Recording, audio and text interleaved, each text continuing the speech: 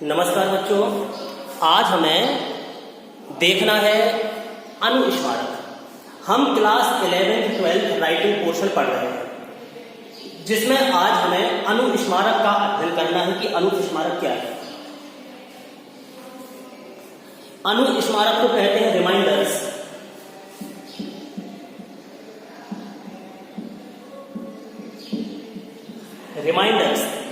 Reminders इसको English में कहते हैं अनुस्मारक को। आखिर ये है क्या? जानते हैं कि किसी भी, देखिए जो हमने विवरण लिख दिया है कि अनुस्मारक कहते किसको, आप पहले समझ लीजिए। किसी भी पूर्व प्रेषित पत्र का, कोई हमने पहले पत्र भेजा, किसी संस्थान से उत्तर न आने पर, किसी संस्थान को हमने पत्र भेजा, उसका उत्तर उन्होंने नहीं भेजा, हमें उसका उत्तर हमारे पास प्राप्त नहीं हुआ, ठीक है कि नहीं? तो उस संस्थान को उस पत्र का स्मरण कराने के लिए कि भाई हमने पहले आपको पत्र भेज चुके हैं, इसका उत्तर अभी तक हमें नहीं मिला, तो उसका स्मरण कराने के लिए जो पत्र भेजा जाता है, पुराने भेजे हुए पत्र का स्मरण कराने के लिए जो पत्र भेजा जाता है, जिससे पुराने पत्र की याद आ जाए कि भाई एक पत्र आया था, उसका हमने जवाब नहीं दिया है, तो उसका स्मरण कराने के लिए जो पत्र भेजा जाता है उसको अनुस्मारक कहते हैं। इसी को रिमाइंडर्स कहते हैं इंग्लिश में, ठीक है ना? इसका प्रारूप कैसा होता है? इसका प्रारूप मूल पत्र के अनुसार, जो मूल पत्र भेजा था उसी के अनुसार इसका प्रारूप होता है, ठीक है ना? किंतु विषय पर इसमें विस्तार से प्रकाश नहीं डाला जाता, विस्तार से हम प्रकाश नहीं डालेंगे, केवल उस मूल पत्र के क्रमांक आदि का बहुत शॉर्ट फॉर्म में, सूक्ष्म रूप में उसका विवरण देते हुए, क्रमांक आदि डालते हुए, मूल विषय डालते हुए बस ये पत्र भेज दिया जाता है, विस्तार से इसमें उल्लेख नहीं किया जाता है। तो ये कहलाता है आपका अनुस्मारक। यानी कि किसी भी पूर्व प्रेषित पत्र का किसी संस्थान से उत्तर न आने पर उस संस्थान को उस पत्र का स्मरण कराने के लिए जो पत्र भेजा जाता है उसे अनुस्मारक कहते हैं। इसका प्रारूप मूल पत्र के ही अनुसार होता है, किंतु इस विषय पर विस्तार से प्रकाश न डालकर केवल मूल पत्र के क्रमांक आदि का ही उल्लेख किया जाता है, ठीक है ना? अब कैसे लिखा जाता है अनुस्मारक, चलिए हम कुछ उदाहरणों के द्वारा इसको हम समझ लेते हैं।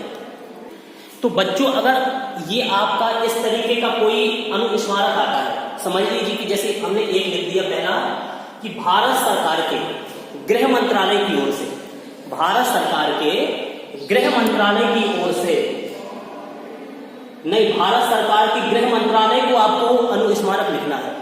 और ये मुख्य सचिव हरियाणा की तरफ से, मुख्य सचिव हरियाणा के जो हैं वो भारत सरकार के गृह मंत्रालय को एक अनुस्मारक लिख रहे हैं। विषय कौन सा है?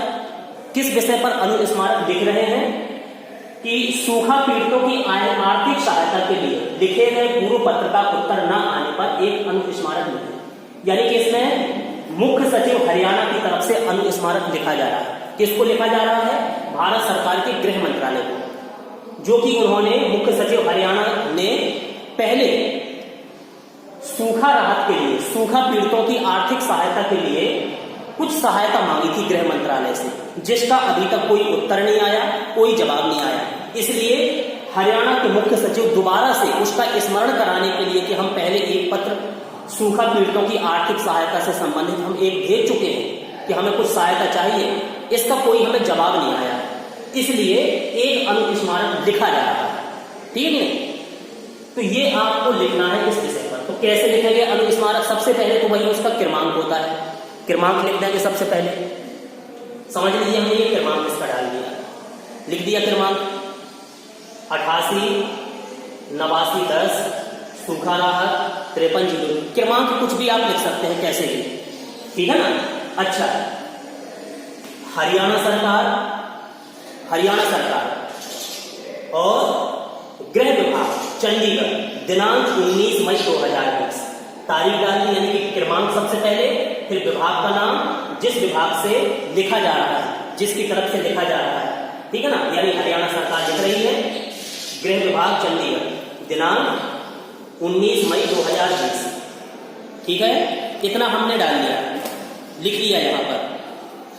अब प्रेषक में पहले लिखेंगे जो लिख रहे हैं, पहले अपने विभाग का नाम डाल दिया, अब यहां पर उन्होंने अपना नाम डाल दिया, यानी कि प्रेषक सुधारक पांडे, समझो सुधारक पांडे जी ये मुख्य सचिव हरियाणा के हैं, इनकी तरफ से पत्र लिखा जा रहा है। तो पहले सुधारक जी ने अपना पता लिख दिया, ठीक है, अपने विभाग का नाम लिख दिया और फिर प्रेषक के रूप में अपना नाम और अपना पद लिख दिया, इतना लिख लिया, ठीक है ना। तो ये नमूना है, इस तरीके से आप लोग अनुस्मारक का नमूना शुरुआत से आप लोग बनाएंगे, ठीक।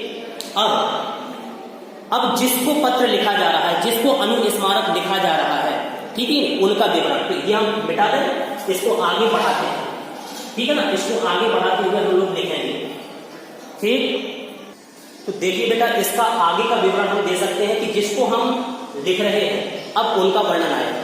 जैसे डाल दिया सेवा में मुख्य सचिव भारत सरकार गृह मंत्रालय, यानी कि गृह मंत्रालय की तरफ से मुख्य सचिव भारत सरकार को हम लिख रहे हैं अनुस्मारक, नई दिल्ली, ठीक है ना। तो विषय डाल दिया, यानी कि सूखा पीड़ितों की आर्थिक सहायता, सूखा पीड़ितों की आर्थिक सहायता, ये विषय हो गया। महोदय अब अपना मैटर बना दो मध्य भाग, यानी कि उपर्युक्त विषय पर आपका ध्यान इस कार्यालय के पत्र क्रमांक, अब देखो बिल्कुल शॉर्ट में है लिख दिया, इसको सिर्फ क्रमांक डाल दिया, किस क्रमांक का पत्र भेजा था, उसी पत्र क्रमांक की ओर फिर से हम आपका ध्यान आकर्षित करना चाहते हैं। तो उपर्युक्त विषय पर आपका ध्यान इस कार्यालय के पत्र क्रमांक 88 89 10 सूखा राहत 42/15 दिनांक 14 अप्रैल 2020 की ओर आकर्षित किया जाता है। कृपया अधिक अनुदान शीघ्र भिजवाने की व्यवस्था करें, बिल्कुल शॉर्ट में लिख दिया, अधिक अनुदान शीघ्र भिजवाने की व्यवस्था करें, जिससे सूखा से प्रभावित लोगों में राशि का वितरण किया जा सके।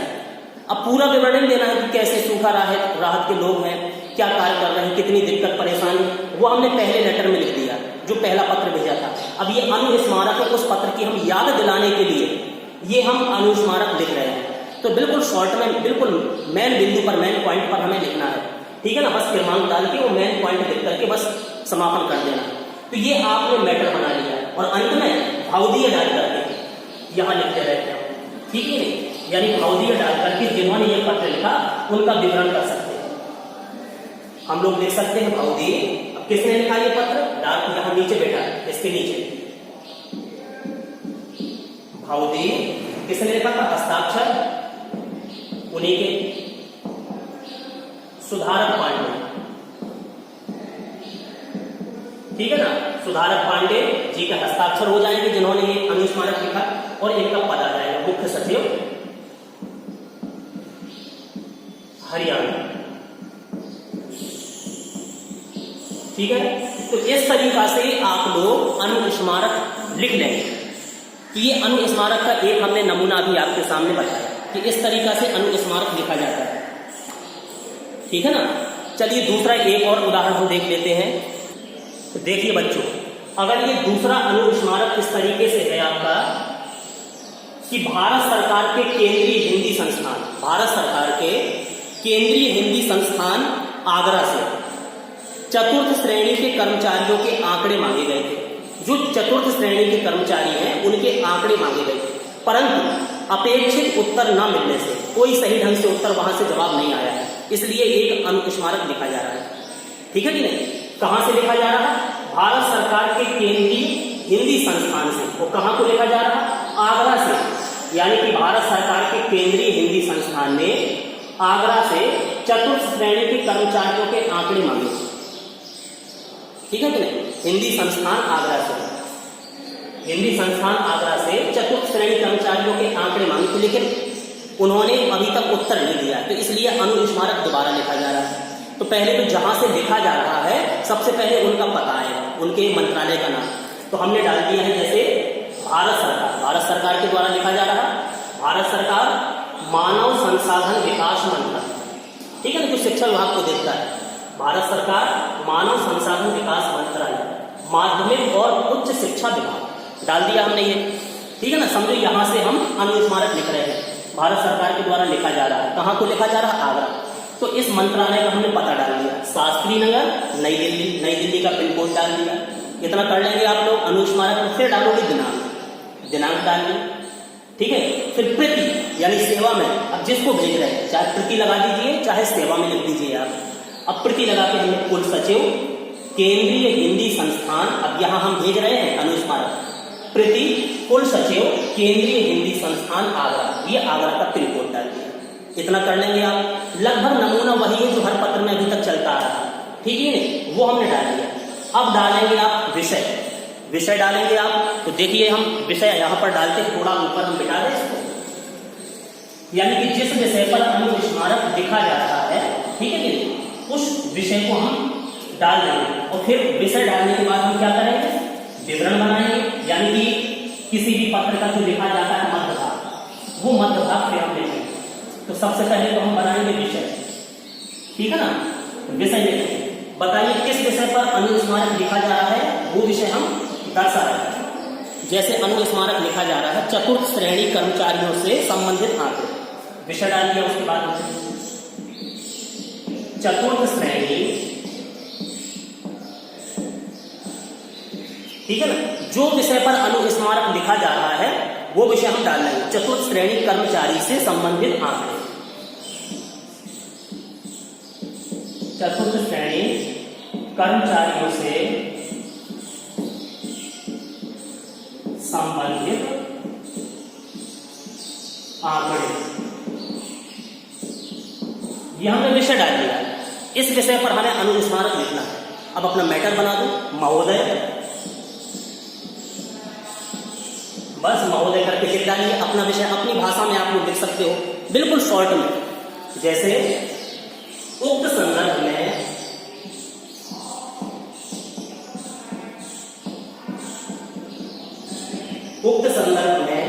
इस कार्यालय के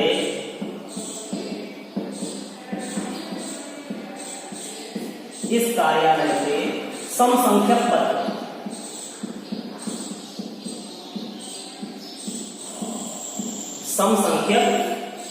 पत्र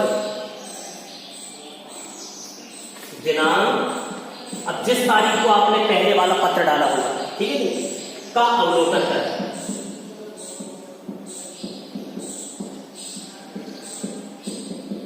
का अवलोकन करें, यानी कि उक्त संदर्भ में, जिस संदर्भ में यह अनुस्मारक लिखा जा रहा है, इस कार्यालय, यानी जिस कार्यालय से यह पत्र लिखा जा रहा है, समसंख्यक पत्र, इसी के लिए समसंख्यक, उसी के बराबरी का पत्र, दिनांक का अवलोकन करें, यानी कि जिस दिनांक को हमने पहले वाला पत्र भेजा था, ठीक है, उस पत्र का अवलोकन करें। यहां पर वो डेट आएगी, उसका अवलोकन करें, ठीक है। आपके अपनी भाषा आप लोग बना सकते हैं। विभाग से, आपके विभाग से इस संबंध में आज तक, इस संबंध में आज तक आंकड़े प्राप्त नहीं हो सके, आज तक आंकड़े प्राप्त नहीं हो सके हैं, ठीक है ना। अतिशीघ्र आंकड़े भेजने का कष्ट करें, बिल्कुल शॉर्ट में लिख दिया, मेन पॉइंट बस। अतिशीघ्र आंकड़े भेजने का कष्ट करें,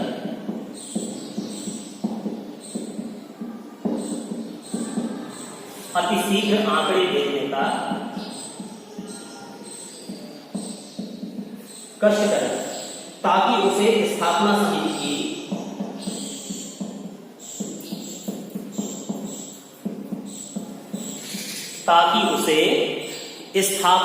की बैठक में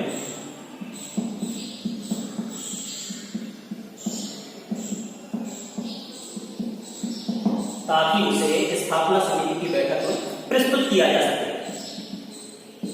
बस काफी, बिल्कुल शॉर्ट में लिख देना, ठीक है ना, मेन पॉइंट, प्रस्तुत किया जा सके, ठीक है। अब जिसने भेजा है, जो अनुस्मारक लिख रहा है, वो अपनी डिटेल दे सकता है, लिख सकते हो आप भावदी, ठीक है ना, हस्ताक्षर समझ लीजिए। ये लिखा है कुणाल किशोर जी ने,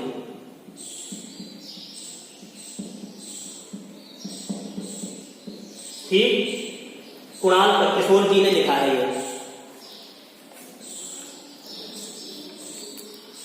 अब भारत सरकार के संघीय सचिव हैं, जो भी हैं, ठीक है ना, वो डाल सकते हो। सचिव मानव संसाधन विकास मंत्रालय, कुछ भी डाल सकते हो जिनका पद है, सचिव मानव संसाधन विकास मंत्रालय, ठीक है ना, भारत सरकार, इनका पद डाल सकते हैं आप। तो इस तरीका से आप अणु स्मारक लिख सकते हैं, ठीक है ना। सबसे पहले वही है, आपने नमूना, क्रमांक, ठीक है ना, जिस विभाग से अणु स्मारक लिखा जा रहा है उस विभाग का नाम, उसका एड्रेस, ठीक, फिर डेट, फिर प्रेषक जो लिखने वाला है उसका डिटेल, फिर प्रति या सेवा में, अब जिनको लिख रहा है वो अपना मैटर बना दोगे, विषय डाल करके मैटर बना दिया, तो सबसे नीचे हस्ताक्षर जिसने पत्र लिखा है, अणु स्मारक लिखा है। तो इस तरीका से आप अणु स्मारक लिख सकते हो। संभवतः अणु स्मारक की जानकारी आपको मिल गई होगी, ठीक है ना। किस प्रकार से हम अणु स्मारक लिख सकते हैं ये आपने समझ लिया और जान लिया। अच्छा, ठीक है। देखिए बच्चों, अब आपके कार्यालयीय पत्र में अणु स्मारक के बाद एक दूसरा टॉपिक आता है, सूचना। ये भी कभी कभी आपके बोर्ड के पेपर में पूछ दी जाती है कि सूचना क्या है, कैसे लिखी जाती है। कोई सूचना आ गई, उसको आप कैसे लिखोगे, तो इसको समझ लीजिए कि सूचना होती क्या है। अणु स्मारक आपने समझ लिया, ठीक है ना। अब हमें सूचना समझना है कि सूचना किसको कहते हैं। सूचना को ही इंग्लिश में कहते हैं नोटिस, यानी कि ये नोटिस है। कैसे लिखा जाता है नोटिस, क्या है नोटिस, तो समझ लीजिए, किसी संस्थान में सबकी सूचनार्थ जारी किए गए वे आदेश, सबकी सूचना के लिए जो आदेश जारी किए जाते हैं, सबकी सूचना के लिए, सबकी जानकारी के लिए जो आदेश जारी किए जाते हैं, दैनिक कार्यवाही के लिए जो आवश्यक हो, दैनिक कार्यवाही के लिए जो आदेश आवश्यक हो भी सूचना कहलाते हैं। फिर से सुन लीजिए, किसी संस्थान में सबकी सूचनार्थ जारी किए गए वे आदेश जो संस्थान की दैनिक कार्यवाही के लिए आवश्यक होते हैं, उनको हम सूचना कहते हैं। कोई भी हम सूचना लिखें, ठीक है ना, इसकी भाषा हमारी कैसी होनी चाहिए, संक्षिप्त भाषा होनी चाहिए। बहुत ज्यादा विस्तार नहीं करना है, तो भाषा इसकी संक्षिप्त होनी चाहिए, ये समझ लीजिए, ठीक है ना। संक्षिप्त भाषा और स्पष्ट भाषा हो और सरल भाषा हो। संक्षिप्त, स्पष्ट और सरल भाषा में हमें सूचना लिखनी है। अब समझ लीजिए नमूना, सूचना कैसे लिखेंगे, समझ लीजिए। ये सूचना आपको देना है जो हमने लिख दिया है। क्या लिखा है, महर्षि दयानंद विश्वविद्यालय दिनांक 15/5/2020 से 30/6/2020 तक ग्रीष्म अवकाश के लिए बंद रहेगा। इस आशय की सूचना जारी करें। ये आपको सूचना है, ठीक है ना। यानी कि इस टॉपिक पर आपको सूचना जारी करना है कि महर्षि दयानंद विश्वविद्यालय है, अब गर्मी के मौसम में 15 मई से 30 जून तक उसमें ग्रीष्म अवकाश रहेगा, बंद रहेगा स्कूल। तो इस आशय की हम सूचना जारी करें। तो कैसे करेंगे, सबसे पहले जो विश्वविद्यालय सूचना जारी कर रहा है, नोटिस जारी कर रहा है, उसका नाम, उसका पता। सबसे पहले विश्वविद्यालय का नाम पता जो सूचना जारी कर रहा है, नोटिस को जारी कर रहा है। जैसे लिख दिया महर्षि दयानंद विश्वविद्यालय, महर्षि दयानंद विश्वविद्यालय। अब उसका स्थान किस स्थान पर है, समझो ये रोहतक का है, तो महर्षि दयानंद विश्वविद्यालय रोहतक डाल लिया आपने, इतना डाल लेंगे। फिर आओगे दिनांक, जिस तारीख को सूचना जारी की जा रही है वो तारीख आपकी आ जाएगी। समझो 15 से हमारी छुट्टी है तो हमने डाल दी 14 मई, समझो 14 को हमने नोटिस जारी किया, ठीक है ना। इतना करने के बाद अब हेडिंग डालोगे आप सूचना, बड़े बड़े अक्षरों में हेडिंग डालोगे सूचना। अब सूचना का विवरण आप लिख दोगे इसके आगे, ठीक है ना, पूरा विवरण, संक्षिप्त हो विवरण हमारा और आसानी से पढ़ने योग्य हो, सरल भाषा हो, आसान से पढ़ने योग्य सहज भाषा हो, ठीक है ना। हम इस प्रकार से सूचना को हम लिख देंगे। देखिए अब क्या विवरण, आप क्या मैटर बना सकते हैं सूचना के मध्य भाग में। देखिए बनाइए मैटर, जिस विषय पर सूचना आपको लिखना है, यानी कि हेडिंग डाली आपने सूचना, ठीक। अब लिखोगे मैटर बना के, सभी विभागों को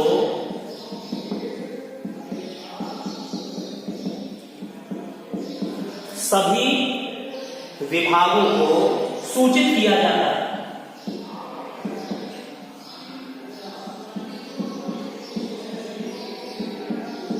सभी विभागों को सूचित किया जाता है कि ग्रीष्म अवकाश के कारण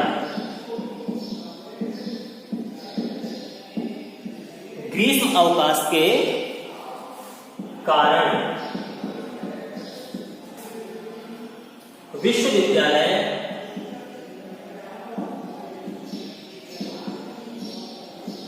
दिनांक, बिल्कुल संक्षिप्त में लिखना है आपको। कब से हमने छुट्टी की, समझ लीजिए 25 मई से, 15 मई से, 15/5/2020 से कब तक की, 30/6/2020 तक बंद रहेगा। ठीक, विश्वविद्यालय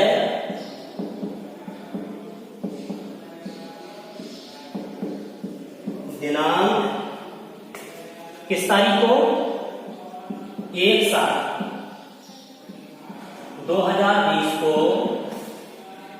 प्रातः 8 बजे खुलेगा।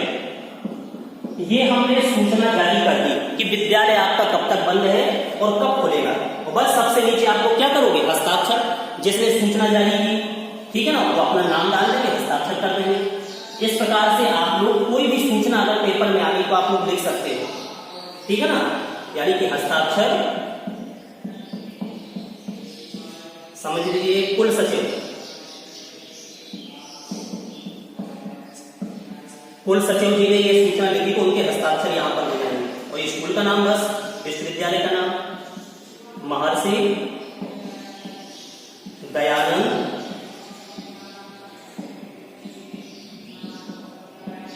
विश्वविद्यालय रोहतक। ठीक है बच्चों, तो ये आपकी सूचना हो गई, यानी कि सूचना आपने लिखी है कि महर्षि दयानंद विश्वविद्यालय 15 मई से 30 जून 2020 तक बंद रहना है, इसलिए हमने सूचना जारी की। तो सबसे पहले हमने विश्वविद्यालय का नाम पता डाल दिया कि महर्षि दयानंद विश्वविद्यालय, स्थान का नाम रोहतक, ठीक है कि नहीं। दिनांक, जिस तारीख को सूचना जारी की जा रही वो दिनांक डाल दी। उसके बाद हेडिंग डाली हमने सूचना कि सभी विभागों को सूचित किया जाता है कि ग्रीष्म अवकाश के कारण विश्वविद्यालय दिनांक 15 मई 2020 से 30/6/2020 तक बंद रहेगा। विश्वविद्यालय दिनांक 1/7/2020 को प्रातः 8 बजे खुलेगा। बस संक्षिप्त में, सरल भाषा में, स्पष्ट भाषा में हमने सूचना लिखी। हस्ताक्षर महर्षि दयानंद विश्वविद्यालय रोहतक, कुल सचिव, समझ लीजिए कुल सचिव की तरफ से ये सूचना जारी की गई। तो इस तरीका से आप सूचनाएं लिख सकते हैं। कोई भी सूचना अगर आ जाए तो आप लोग लिख सकते हो, ठीक है ना। जैसे एक और हम संक्षिप्त में बता दें, मौखिक सुन लीजिए आप लोग, गौर कर लीजिए, समझ लीजिए कि ये सूचना है, कक्षा में अनुशासनहीनता फैलाने के कारण, जो आप लोगों के स्कूल में होता है अधिकांशतः, कक्षा में अनुशासनहीनता फैलाने के कारण मनोज कुमार राठी को, एक लड़का है मनोज कुमार राठी, बहुत ही अनुशासन विहीन है वो, ठीक है, अनुशासन उसके अंदर है ही नहीं, तो अनुशासन से हीन है वो। तो कक्षा में अनुशासनहीनता फैलाने के कारण मनोज कुमार राठी को निलंबित करने की सूचना का प्रारूप प्रस्तुत करें, ठीक है कि नहीं। अब जिस कॉलेज की ये होंगे, सबसे पहले कॉलेज का नाम समझ लीजिए, आर्य कॉलेज सहारनपुर, किसी भी शहर का नाम, किसी भी स्कूल का नाम, नीचे आ जाएगी दिनांक, फिर हेडिंग डाल दोगे आप लोग, सूचना डाल दी, लिख दिया मनोज कुमार राठी, कक्षा 12वीं, अनुक्रमांक उसका रोल नंबर जितना है वो, कक्षा में अनुशासनहीनता फैलाने के कारण अगले आदेश तक या 15 दिन तक, 20 दिन तक, ठीक है, तारीख भी दे सकते हैं आप, 25 मार्च तक, ठीक है ना, कोई भी डेट आप दे सकते हैं, निलंबित किए जाते हैं मनोज कुमार राठी, कक्षा 12वीं, जिनका अनुक्रमांक ये है, जो भी रोल नंबर हो, अनुशासन विहीनता फैलाने के कारण 10 दिन के लिए विद्यालय से निलंबित किए जाते हैं। 10 दिन तक, 10 दिन से विद्यालय, यानी कि 10 दिन के लिए विद्यालय से उनको निलंबित किया जाता है, हटाया जाता है। ऐसी कोई संक्षिप्त में आप सरल और स्पष्ट भाषा में सूचना लिख सकते हो। नीचे हस्ताक्षर, अब स्कूल का प्रिंसिपल ही ये सूचना जारी करेगा, हस्ताक्षर प्राचार्य। तो ऐसी कोई भी अगर सूचना आ गई, बिल्कुल संक्षिप्त भाषा में, शॉर्ट भाषा में आप सूचना इस तरीके से लिख सकते हो। तो संभवतः आपको अनुस्मारक और सूचना समझ में आ गई होगी, ठीक है ना। तो इनको दोनों को, अनुस्मारक और सूचना, गौर करके आपको पढ़ना है, समझना है, ठीक है ना। ये 5 नंबर के आपके बोर्ड के पेपर में पूछे जा सकते हैं। अगला वीडियो अब अगले विषय पर आपको बताएंगे, समझाएंगे। अभी इस टॉपिक को यहीं समाप्त करते हैं। धन्यवाद।